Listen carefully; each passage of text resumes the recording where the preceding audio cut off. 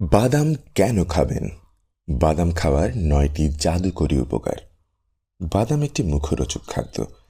এটি খেতে যেমন সুস্বাদু, তেমনি এর রয়েছে অনেক পুষ্টিগুণ।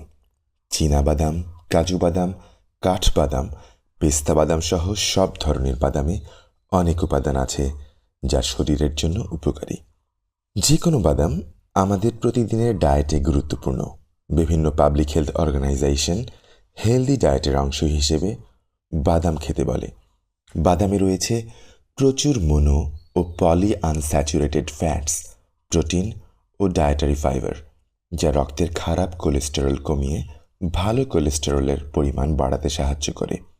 প্রধানত ভিটামিন ই, বি কমপ্লেক্স এবং আরও কিছু মিনারেলস যেমন calcium, potassium, phosphorus, magnesium, iron, zinc, manganese, copper ও সেলেনিয়াম আছে বাদামে। এর স্বাস্থ্য উপকারিতাগুলো চলুন জেনে নেওয়া যাক। বাদাম হৃৎপিণ্ড ও রক্তের ভালো কোলেস্টেরল বাড়ায়। হৃৎপিণ্ড ভালো রাখতে সাহায্য করে বাদাম। চোখ, ত্বক, হাড় ও দাঁতের গঠনে সাহায্য করে বাদাম। বাদাম নিয়মিত খেলে হজম প্রক্রিয়া মজবুত হয়। মস্তিষ্কের বিকাশে সাহায্য করে বাদাম। স্মৃতিশক্তিও বাড়িয়ে দেয়। বাদাম নিয়মিত খেলে রোগ প্রতিরোধ ক্ষমতা বাড়ায়।